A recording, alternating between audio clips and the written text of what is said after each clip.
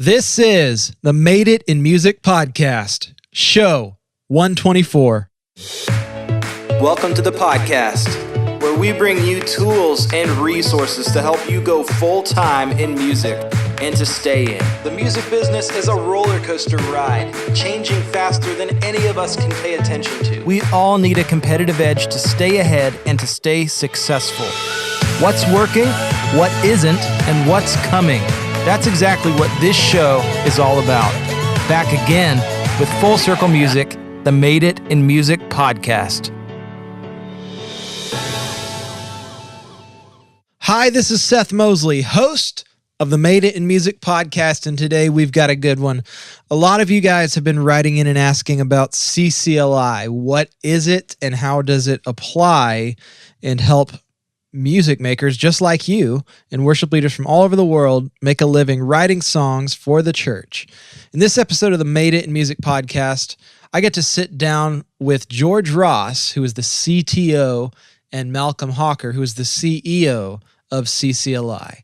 CCLI is an international Christian copyright licensing organization, which is actually owned by CSAC now, that serves over 250,000 churches, schools, and other organizations in more than 30 countries. I have to say, this was one of the most enlightening episodes that we've had in the entire 124 podcast interviews so far. CCLI is very focused on empowering worship in the Christian community by providing affordable and legal content, media, and resources, and making them easily accessible. So learn more about the ways that they help churches and make a living in this business, and so much more in this special episode. Malcom and George are here to share their incredible story about how they are helping others make it in the music industry, and they're here to help you do the same. Hi, I'm Seth Mosley, and we're live here at the Full Circle Music Studios in Franklin, Tennessee, and I've got with me two incredible guests today from CCLI. We've got Malcom Hawker and George Ross, president and the CTO of CCLI. And for all of you guys out there, worship leaders, artists, songwriters, wondering what is this black box that we know as CCLI, you're about to find out today. We're going to pull the curtain way back. So Malcom and George, thank you for being here today. It's great to be here, Seth. Yeah, thank you for having us. Yeah, and you're not from these parts, right? No, I can tell from the accent. I'm not from these parts. I'm from the deep south. Okay. I'm from Australia, and I've had the privilege of being here in the US for 3 years, and have enjoyed every minute of it. Okay, and how long have you been with CCLI? It's coming up to 12 years. Okay. It's been a good, exciting, enjoyable 12 years. Originally from I hail from Sydney, Australia.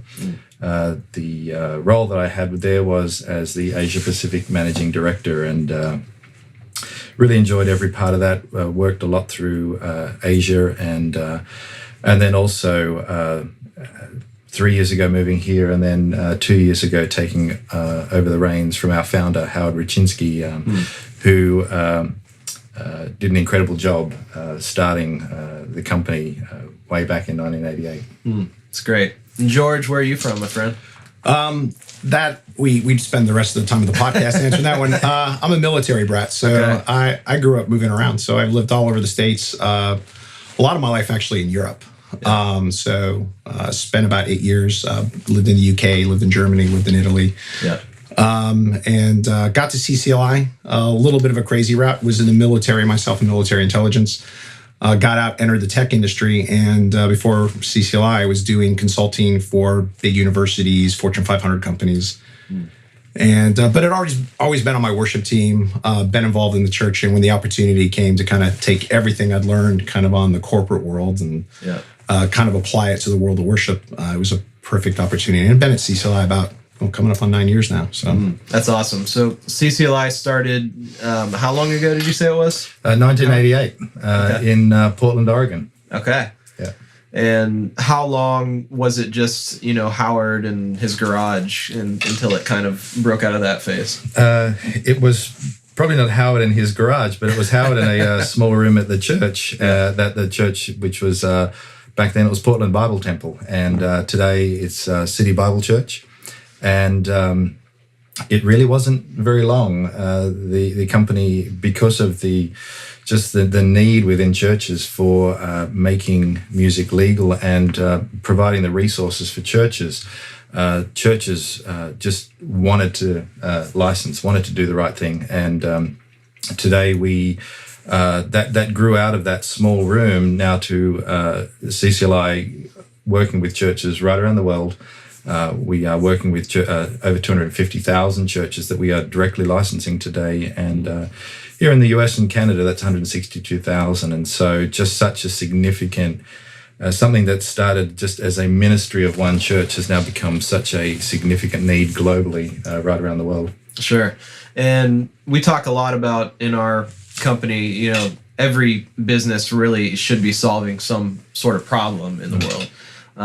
What would you say CCLI's mission is, or what's the problem that they're helping people solve? Well, our goal ultimately is to empower worship, and we actually make that simple by providing the resources that churches needed to easily worship. I mean, there is such things as copyright, there is such things as laws, and we actually not only support the churches in actually providing those resources, but also songwriters like yourself who are actually out there writing songs and using that talent, that God-given ability to actually live and write and make a living. So we, in a sense, sit in the middle of both. And ultimately, being that one-stop shop when churches actually have a question about copyrights or just about anything to do with music, if they're looking for a song, we actually are a place that can actually give that information to them. So maybe break it down for the viewers. What is the business model? How does CCLI make money, and how do they help artists and songwriters make a living as well? Yeah, it's actually really easy. So we actually work with a pretty big group of publishers. Malcom, I don't remember how many is the last count, but it's in the thousands of publishers, and we offer a blanket license at its core. So, anyone who's been on a worship team in a church knows that, whether it's a physical copy that's going to be in a music stand or a digital copy in like a planning tool or on your iPad, you need to get music and lyrics out to the church and projected for the congregation. So what we do is provide a blanket license, so churches aren't really worrying about, do we have coverage for this song or that song? So we bring it all together. And our core licensing allow them to make those copies and project the lyrics for the congregation to make it really simple. And then on the other side of it, we collect those licensing fees and then make sure songwriters get paid because these songwriters were called to write these songs for the church, and then providing them a mechanism that really allows them to pursue that passion. In a way that's not driven by economics, but driven kind of where they've been called. Sure. So every time the artist or worship leader performs one of the writer's songs, I guess it's tracked in some sort of a system. And are they paid like per time it's performed, or how does that whole thing work? It's actually the performance side obviously is handled by companies such as ASCAP, BMI, and CSAC. What we provide is it's really the reproduction rights. So when churches are actually copying lyrics, when churches are actually copying sheet music, when they're actually reproducing that content, projecting it up on the screen, we actually license and we make that part of the rights legal. We also do some video licensing as well, so churches can use video content in services. And so how we track that is the church, for instance, if they're making copies on a Sunday, they would actually then come back and report to us, these are the songs, this is what we've made copies of, and then we put that through our system. And then of all the money that we collect every 6 months, we pull that together and we divide that out by the reported songs that churches have told us. Yeah, and a little fun note of U.S. copyright law, there's actually no performance right needed for performing a song in church. Yeah. So that's actually exempt from copyright. So, and that's why we just focus on the copying activity, because that's the actual need inside of the church. Meaning the lyrics on the screen or sheet music. So the actual, and the little details. So the projection of the lyrics is fine. It's the making the copy to get them to the projectors. I mean, when CCLI started, the world was very different, right? If everyone remembers, like, overheads. Sure. Right? Someone had to make a copy to get the thing up on the overhead. And someone made a copy of a piece of music to put in a binder. Sure. For those who remember those days. So so I would imagine with CCLI being the resource that it is, it's probably enabled a lot of worship leaders or artists or songwriters to go full time writing songs for the church. Has that been the case? Yeah, I mean, it's amazing as we get to interact with these songwriters to kind of hear the ability. There's stories about, I was doing this, and I was living this way, and doing 6 odd jobs, and then leading worship at my church, and then all of a sudden, this is it. I'm doing full time what I feel God's really called me to do. And it's always amazing when you connect with someone and realize that you played at least some small part in them kind of fulfilling that. Do you have one particular story like that of a person, maybe you don't even have to name a name, but that stands out like that in your mind? I know I do. I have one too. But it was just recently where we had met one songwriter who originally was from the UK, and he was going to take on the world, and he was going to make a lot of money, and so what ended up happening was that didn't quite come about. And so what he ended up doing, he relocated here to the US, and he really just started to set about serving God and serving his church. And he actually gave me an analogy. He said, my job, he said, I'm like a boat builder. And he said, my job is to build the boats. And obviously he was talking about songs and songwriting. And he said, my job is to build that boat, and I set that boat a sail. And he said, it's not my job to try and put the wind in those sails. He said, I go back to shore and I build another boat. He said, it's up to God to put the wind in the sails of that song. And he said, so I'm not looking out there saying, how's this song doing? What's it, how's it tracking? How many people are making copies of it? I'm not looking. He said, I'm back writing another song. And he said, what had actually just transpired just a few months before was he said, I got my first check from the UK from CCLI. And he said, I actually framed it.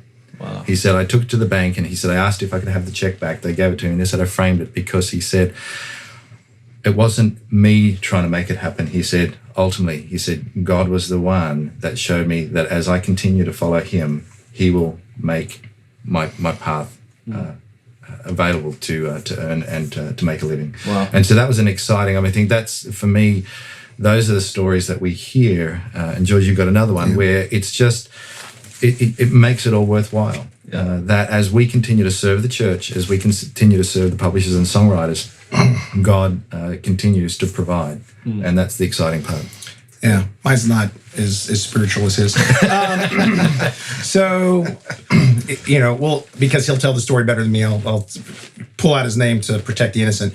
But, a songwriter of note from Texas. And he says, I was just the weird one in my family, didn't go to college. I was leading worship in this little church in Texas. And, kind of got some money together, did an album. And, he got his first check from CCLI. And he's like, oh, this is all right. And then 6 months later, got a second check, and he goes, holy cow, this is amazing. By the time the third check came, because the album kind of blown up and he started doing some more stuff, he got the third check, and I always remember this line. He goes, honey, we can finally buy a house without wheels on it. I love it. And of course, the follow-up, to that humorous part was, he says, what really enabled me to do was when I'm pursuing something, I can pursue it on the merits of what God has called me to do and not based on me worrying about a financial outcome of it. I mean, it was a great way to set up kind of that part, but it's those stories like, Malcom was sharing as well that kind of really, when we get up and go to work, it's, there's a very practical thing we do as a business. Sure. Right. And that's great. It's, there's a need for it, but it's those stories and understanding that we're playing some small part in doing that. So, and I think it needs to be said too, a lot of these, a lot of the income that people are actually earning is small checks of $5, $10 every twice a year, and so that's not a lot of money. But then there are some that are able to make a little bit more of a living from that, and we play a small part in that, and that's exciting for us. Yeah, that's phenomenal. Well, let's talk a little bit about some of the nuts and bolts. We got to talk a little bit this morning about some of the new ways that you guys are helping. I like that analogy, helping the boat builders have their boats get out there, put some wind behind the sails, and you guys are kind of on the front end of even creating a lot of content for that. Can you talk a little bit about what your vision is for what you're doing right now? Ultimately, our heart and passion is to resource the church. I mean, that's where I similar to George's story, I grew up in the church. I actually was ordained in the ministry. I was pastoring. So I was in church, working, leading a congregation, and ministry has always been what has been my core.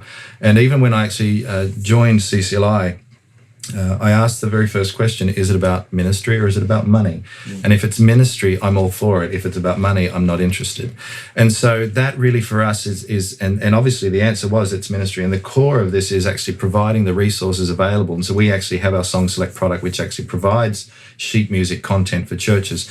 But today we're just providing even more. We're looking for how do we practically equip. We're providing articles for equipping. We're actually doing content where we're having people hear the story behind the song, and helping people connect more with not just a song, but why the song was written. There's content like that ultimately it's we're finding more and more as we push information out to the churches. It's actually the practical equipping is what people are looking for, and so we're just providing ways that we can either create that or partner with someone else that is actually doing that already, that we can actually help provide that for churches. That's fantastic. Do you care to share a little bit of what you guys are doing on the content side? Yeah, there's a couple avenues. I mean, the main one we're focusing on now is our doors are open to anyone who wants to come in. That kind of in our family of songwriters, and we'll do an interview with them. We'll record a couple songs and we'll put it out to churches. I mean, at the end of the day, we want to connect churches with songs that are going to basically help that congregation connect and worship. Yeah. Right. And to provide a platform that enables that is great. So, and we've been blessed. I mean, when we started that about 18 months ago, I was like, maybe we'll get 3 or 4 people in a year. And, it's like a little side project to see how it goes. And I mean, I think we did like 17 in the first year, acts coming through. Everyone from, it's their first EP to the Titans, senior saints of our industry. And we've been blown away by kind of the response and uptake on it. And we just hope to do more great things. On the practical equipping side, we also know that, most worship leaders are volunteers. Yeah. It's more like hashtag surviving Sunday, really, for a lot of these guys. And then content that really helps them do their job better as a worship leader. So whether it's practical things like, mic vocal techniques, or something for front of house guy, because they're an integral part of having that worship experience, or, avoid sound disasters. We've seen a great response in just kind of these really practical things that enable teams just to function as well. So every opportunity we can find in content that's going to connect, that is going to help that church get through that Sunday, and then reach that goal of getting the congregation vertical. Well, I love it. You guys kind of mentioned even in passing that you're not playing favorites. The churches obviously sometimes will have their favorites, but you guys are providing an equal playing field for people wanting to do this and people who are called for it. Yeah, exactly right. We see ourselves as Switzerland. We don't favor any songwriter, any publisher. And you're right, churches do have their favorites, but our task is just to make ourselves available, and there'll be those that choose to take up those opportunities. And so we really don't vet that side of it. Yeah, that's good. Well, I want to switch to a little more personal, practical questions, and I'll start with you, Malcolm. But what is the number one book or record that you would most commonly recommend to people? Oh, that's now you've put me on the spot. That's a tough question. I'm very eclectic in my music, and I typically switch very quickly from the one to the newest album that's out. I won't highlight one because then I might be seen as not being favorites, playing favorites, and not being Switzerland. What about books? And then books. I mean, apart from the Bible, I mean, hey, that's always the favorite. I mean, I have loved a lot of business books, and so I think one of the ones that I've loved is Good to Great, and it, we can be good or we can be great, and it's a book that helps us understand the difference and what the blockers are from being great, and that's also in our Christian life, in our Christian walk.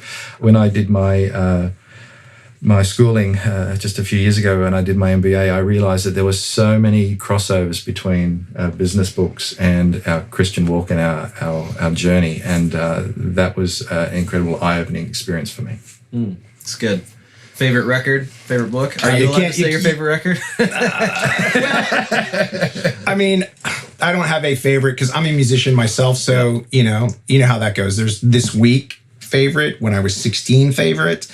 And plus, I have to be Switzerland, right? I can't say. What about book that you most commonly would recommend to people? It depends on. Actually, I'm a pretty voracious reader, and so it depends on where someone's at.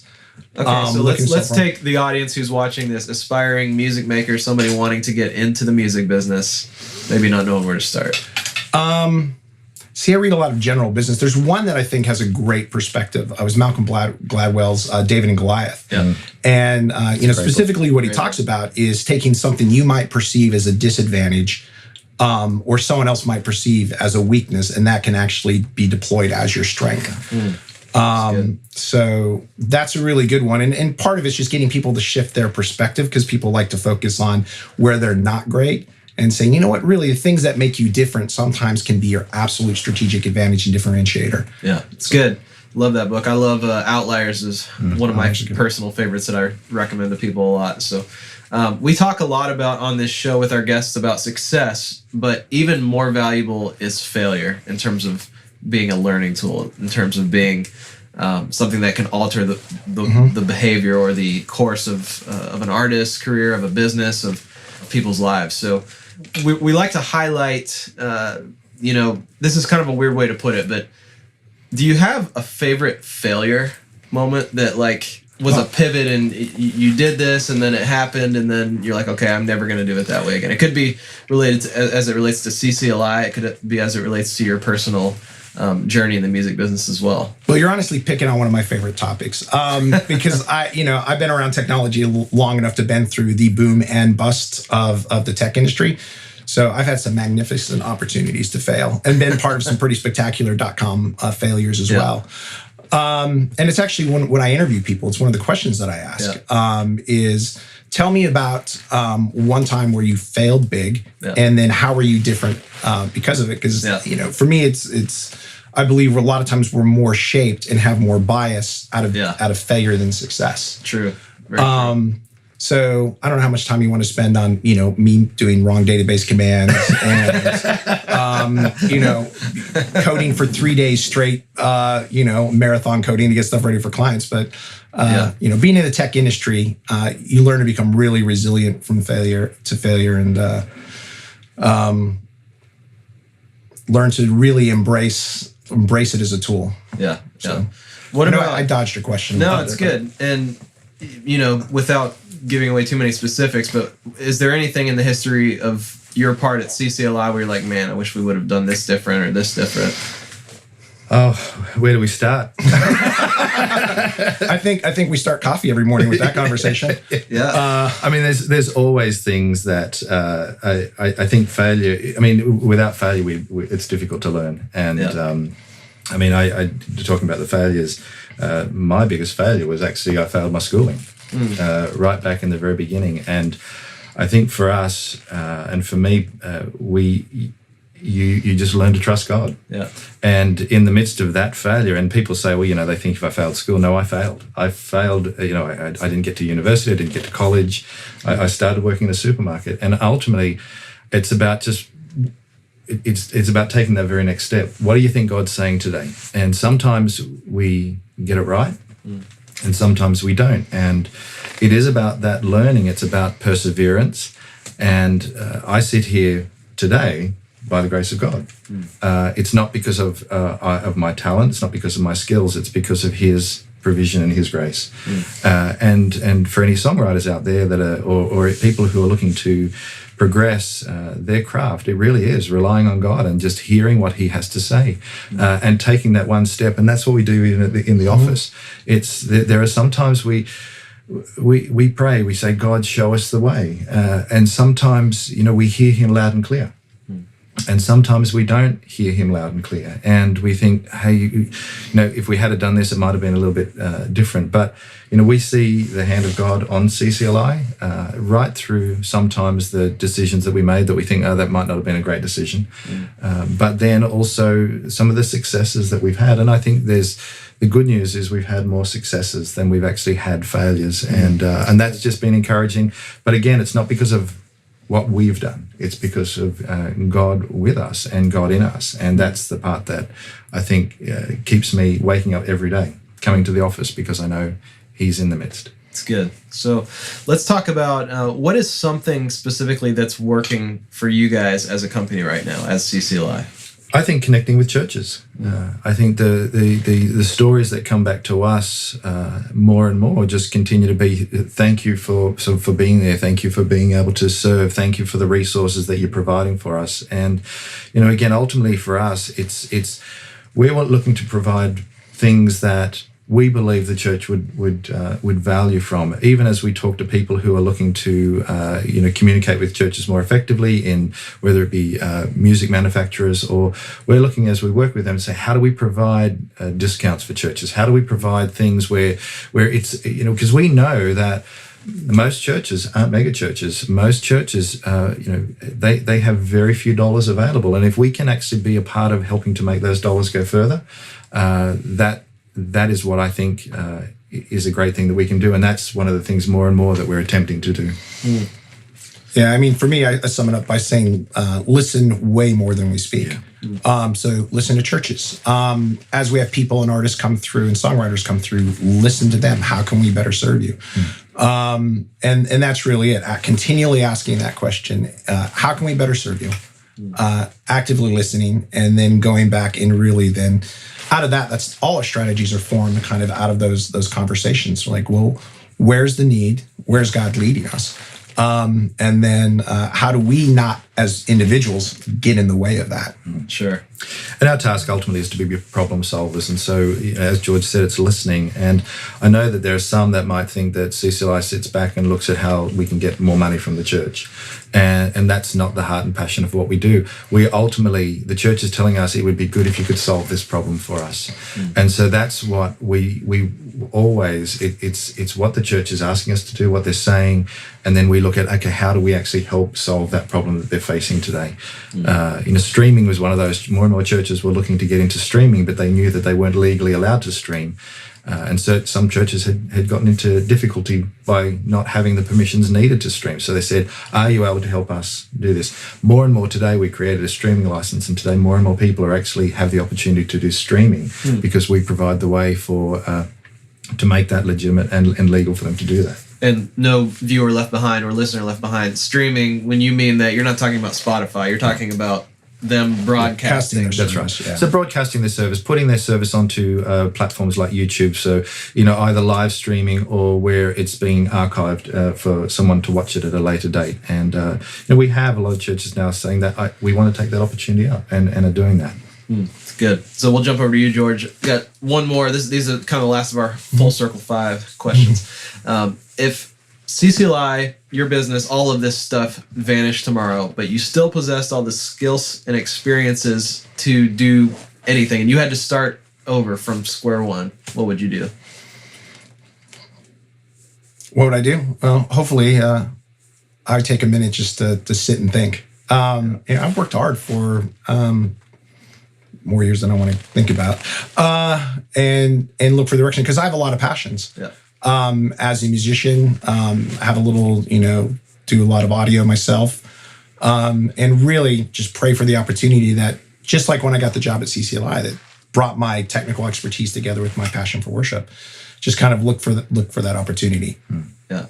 So that means, I'd spend probably a month sitting up in my little studio, playing guitar and praying about things. Yeah. So it's good. What about you, Malcolm?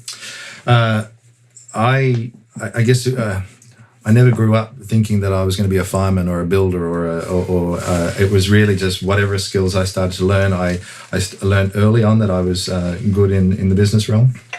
And so that's where I started to see myself. But and we asked ourselves this question all the time: if I was no longer doing what I'm doing today, what would I be doing? And ultimately, I would be serving somewhere. I would be looking for someone that actually could use my skills. And a lot of the years, I did a lot of volunteer work, and ultimately, that's probably what I would go back to. We're actively involved in our church, and we Friday nights once a month our family goes out and feeds the poor, and we have good skills in church life. Obviously, as I said, I was involved in pastoral ministry, so I would probably gravitate towards something along those lines. Sure. But again, where my business skills could be used in those areas. So yeah, it's great. So are there any initiatives or projects that CCLI is currently working on that you'd like to share? is there anything we can't share right now, Malcolm? We're working on plenty. I mean, we're never not working on something.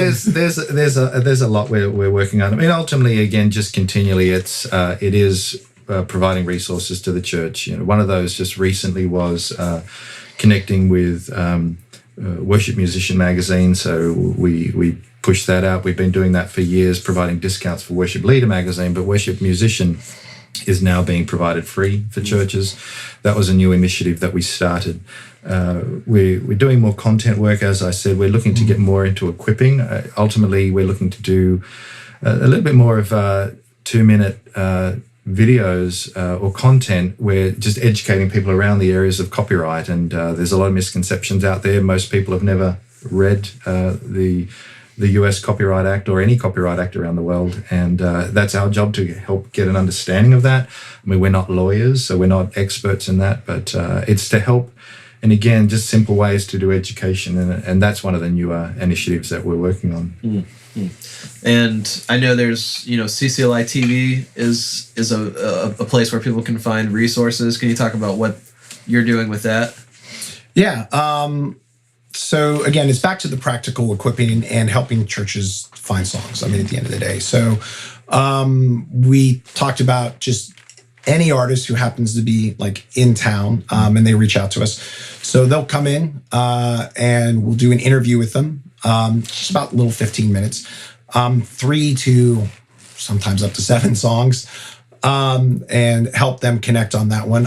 Also on the content side, we're not experts on a lot of the technical side. Like, I'm a guitar player. I should not be telling any vocalist how to use a mic. So I'm not going to write that article. But trying to find experts in their respective fields and try to aggregate that content. So find kind of working with great partners to find great content and connect the church to that content. And so CCLI TV, we actually folded into this new thing called worshipfuel.ccli.com. Where we're trying to kind of aggregate all of that equipping kind of things. And as Malcolm said earlier, our mission is to empower worship, and empower worship takes a lot of facets. So there's the practical, which we do in the licensing and what we do in Song Select, but it's also in the helping churches find new songs or songs that are connect with their congregations, and also just, now even more pulling around those team members and helping the front of house guy be better. Helping them to understand, a lot of are going in the journey of like, should we use in-ears or wedges, or, even practical things. Those are really the week to week kind of discussions teams are having, and really how can we help them have resources to kind of get through that stuff. So when they show up on Sunday, they can focus on that job without all these other distractions. So, yeah. What would you say are some of the, signals that when a songwriter is singing a song working in a church, how do you know if the global church is going to gravitate towards because you guys published the CCLI top 100 songs, and that's been going for a while now. Are there any things that you would kind of look at as indicators whether a song's going to work or not? Our Song Select, which is a product which is actually provides the sheet music and lyrics. So that would probably be the first place that we start to see it, because that's the place that we can certainly see as people are getting new content that the church is beginning to learn that song. And that would be the first indicator for us that we could see a song was going to become popular. And then we actually see it in our other reporting tool, where we're actually seeing churches are now actually using it, and they're actually singing it on Sundays, and they're reporting to us that they're making multiple copies of that, because Song Select is ultimately for the worship teams largely. The lyrics, obviously, there's software that connects in through an API, so we are aware of the songs that churches are actually projecting up on screen. But that would be the first indicator, and then we start to see it tracking through our other reporting tools. So we do get the ability to have some early indicators. We don't publish that information today in a sense like weekly charts, just to see songs rise. I mean, there's a lot of questions for us to, or a lot of people are asking us to do that. Sure. But certainly we can see that. Has that been a decision that you guys have made intentionally to not do that weekly, or just maybe not there yet? We are now tracking it weekly. I think there is interest to see it published and put up on the web on a weekly basis to show just indicators. And again, ultimately, this is just to provide a little bit more information for churches to see what songs that they might like to use within their service. Sure. And to add on to that, I mean, the top 100 for us was never a big deal, because for us, it was always a reflection of what the church was doing. Yeah. Somewhere, through the years, it became like we're doing songs off the top 100. I don't know, where in a history that kind of flipped. So sure. For us, the top songs have never been a big thing, because we're focused on all these other things. And now we're focusing a little bit more on it. But I mean, what we've always tried to be is a reflection of what's happening in the church, and understanding that and how to better serve it. But it's been interesting for us watching how other people react to something we put out. Hey, these are the songs that the church used, which has been kind of a really interesting thing. Do you see any correlation between songs that get promoted at radio and how well they perform on CCLI? I certainly don't see the correlation, and there are some. A lot of radio airplay is generally not. It's not a congregational song. It's not a song that people can sing in a congregation, and the music that we largely focus on is congregational worship, and so there will always be those crossovers, and but it's. I mean, it's always that which comes first. Is the song becoming popular and then the radio picks it up, or does the radio pick up the song and then the church start using it? And we certainly haven't seen those correlations as yet. But our church do weird things. I mean, so our top 100, there's stuff that's been in there for decades. Yeah. I mean, what other top chart can say, really, there's songs that have been in there decades. And if you really look at what a church is doing, if you think about being on a worship team, there's an average church is going to do between 35 and 50 total songs within the year. And out of that, a lot of them are songs the congregation's familiar with, right? So the amount of available kind of headspace, both for the congregation to absorb and for worship teams to absorb, there's really only so many songs that can kind of work their way into that ecosystem, just because of just the natural constraints of what happens Sure. kind of in church life around that. And it's really been interesting because there's albums that have been out for like 2 years, and then all of a sudden we'll watch a song from that album just all of a sudden just start climbing up 2 years later, right? When you, from an album sales standpoint, the thing's dead and buried. But then all of a sudden the church is somehow it's picked it up, and you'll just watch it kind of just roll up the charts 2 years after release. And there's some that just go straight up. And it's really, if we knew the formula, we'd probably, not be doing this, and I'd be a consultant selling that one. Yeah. It's interesting today, and we survey churches just to help us understand a little bit more about what they do every year. And radio today is far less an influencer in what's being used in the church because of social media, because of Facebook, because of YouTube. They're the big places where people are getting new songs, and largely it's people influence each other. So someone else hears about it, they talk about it, it's played, they point other people to a YouTube clip, or even on Song Select, our sheet music platform. That's been a big place where people have found new music. And now we've got a lot of video content tied to that as well. So, it's no one place, but we certainly know that it's word of mouth is today much bigger influencer and social media. It's good. Well, Malcom and George, thank you so much for being here with us today. How can up and coming worship leaders, songwriters, artists connect and interact with CCLI? That's a great question. So, Seth, what typically people would do is if someone's written a song that has not ever been used anywhere, we would encourage them to wait. What we look for is if there's songwriters CCLI is not the place to copyright their songs. Sure. CCLI is just the place to be the mechanism. When churches are starting to find their songs, we've got it available. And so we would typically say to a songwriter, if your song is being used in more than 2 to 3 churches, then our encouragement would be, okay, come and see us and talk to us, because other churches are looking to use it.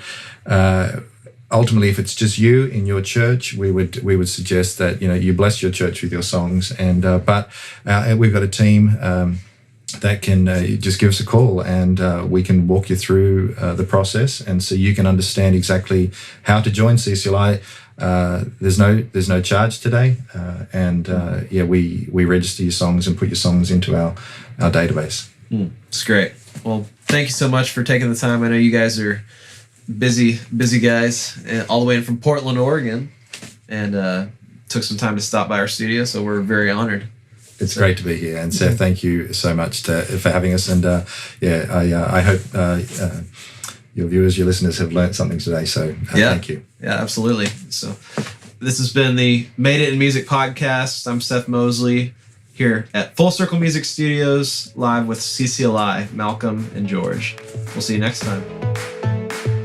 This is Seth Mosley, and this has been the Made It in Music podcast, produced by the Full Circle Music Company with editing help from the one and only Jordan Salamoni. Thank you so much for tuning in, listening. Follow us on iTunes. Just hit that little subscribe button, and as always, leave us a rating and review. If you've got any questions or ideas for future episodes, especially as we are planning our season 2, just tweet us. Send us a tweet. Our socials are at @officialfcmusic. That's our Twitter. So just send us a tweet. Let us know how you like this episode and share it with a friend. Show notes are up at madeitmusic.com/124.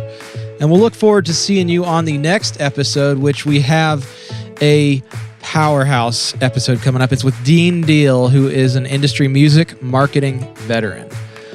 One of our biggest questions that we get from Academy students all over the world is, how do I market my music? So for those of you guys who are interested in knowing the answer to that, next episode, 125 with Dean Deal, is going to be one that you do not want to miss. So stay tuned, check it out, and we'll see you on the next one.